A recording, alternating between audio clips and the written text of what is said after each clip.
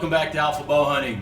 It's been a little while since we've posted a video, and I appreciate the private messages from some of you asking where we've been or what's coming up next. So we're not done, we're just reloading. We've got a lot of new content, a lot of new features that we're going to be moving forward within the competition series of the Alpha Bowhunting Challenge, in addition to the YouTube channel and website as well. So today we're going to go ahead and kick off a video with the RedWRX bow from Hoyt.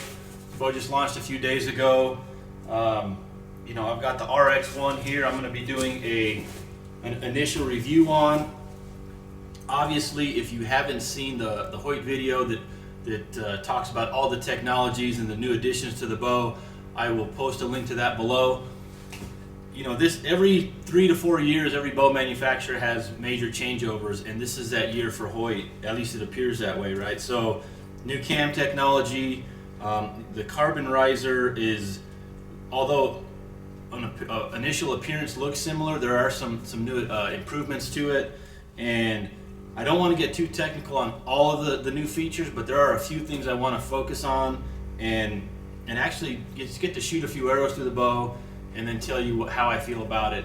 I will also be posting kind of some follow-up videos as I go, because I'm intending on being able to hunt with this bow. I've got an Aoudad sheep hunt in New Mexico early 2018, so that's what my thought is right now, at least initial responses. I'm going to be getting this bow ready for that. So I'm going to go ahead and grab a Hamskea rest, throw it on there. I'm going to be shooting a couple different arrows through it for performance testing. I've got the arrows I've been hunting with this season, big game, the FMJ 280s, FMJ injection 280s. These are finishing out right at about 495. And the regular carbon injections, these are finishing out about 425. So quite a bit difference there in weight. And this bow, like I said, I'm going to set it to my draw length, check it on the draw board. I'm going to make very little adjustments to this bow. I want to shoot it kind of as it comes out of the box. And like I said, give you my initial response and feel as to what it looks like. So let's check it out.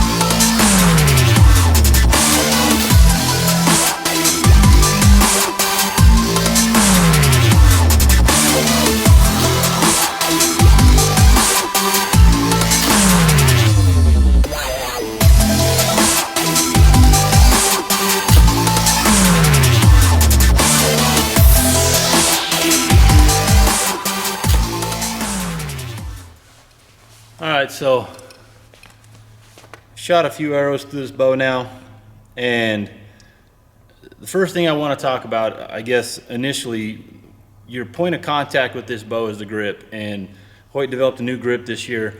I've usually ripped off the grips in the past and went without it. This grip initially feels really good.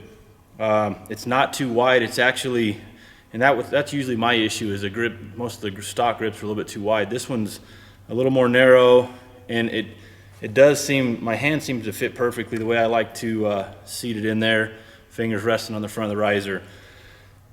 Secondly, the balance on this bow feels good right out the box. I mean, one of the things that with carbon risers in the past, I've struggled a little bit to get them to balance like I like, and it's more so, I think, an overall mass weight issue. I'm used to shooting a lot heavier bow.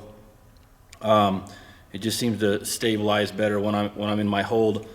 And this bow's still under 4 pounds, but I don't know if it's the wider limb pockets, it's a touch heavier on the bottom to create some balance. It feels really good balance-wise.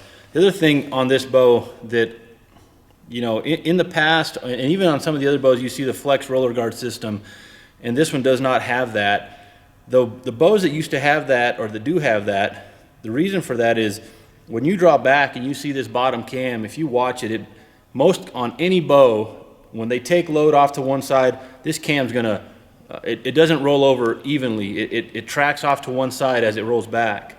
And this cam design is basically designed, you can see the offset track system in there. I'm not sure if you can see it. It's designed to take up a lot of that lateral pressure. And in the past, those flex guards flexed in to also help alleviate some of that. And this system is more just standard off the back of the riser, but it's taking it up in the cam system. So as you'll notice, the kind of dual split yoke system on this new RedWRX. So the finish looks awesome. This is the Sitka Subalpine. Like I said, the grip, I like the grip so far. And even the weight, I mean, I think it's 0.1 or 0.2 pounds heavier than what it was last year, but it feels good initially. I'm gonna get some stabilizer on this bow and get some more arrows through it, put a peep sight in it, but before I do that, I'm gonna shoot some through the chrono. So this bow came in out the box, 73.2 pounds, I believe, 73.24 pounds on my scale.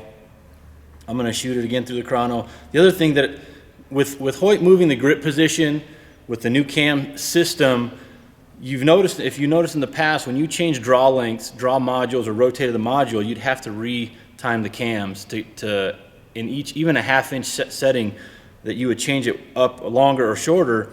And this came out the box at 29 and moved it to 28.5 where I liked it, where my draw length is set at, and it didn't have to adjust any cam synchronization on this at all.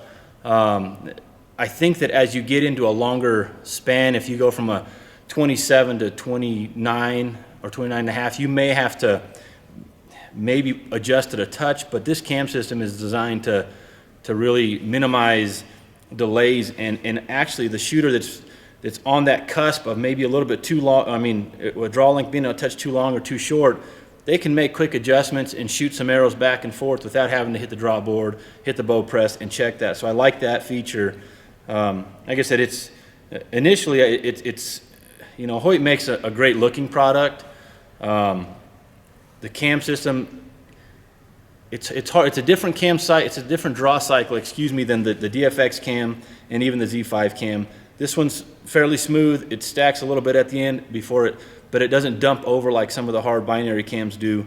It's still relatively smooth. At 73 pounds, it feels like butter. I've been shooting a DFX at 79, and that, I don't have any problem with that. That feels smooth as well, but I don't think I'll have any problems shooting a bow like this at 78 to 80 pounds if I want to get up with that heavier arrow for big game again for next year.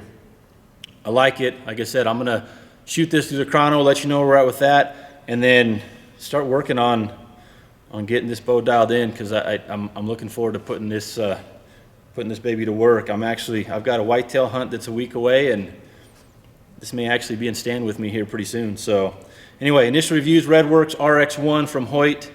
I like it. It's smooth. It looks good. I like the technologies. I'm going to work on some tuning, some paper tuning, bare shaft tuning, and maybe post a follow-up video to what my results are with that, because just on the initial few shots setup, it's really it's all pointing to good, and you know, that's just what I've come to expect from the Hoyt brand. They do a great job over there, so check it out. We've got the FMJ injection 280s, 280 spine. These are weighing in at 494 point change, 495 call it.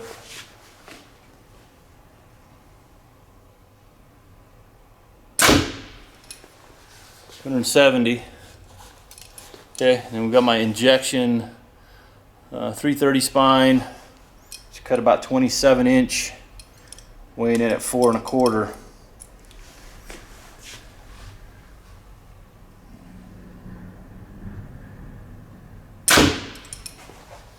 290.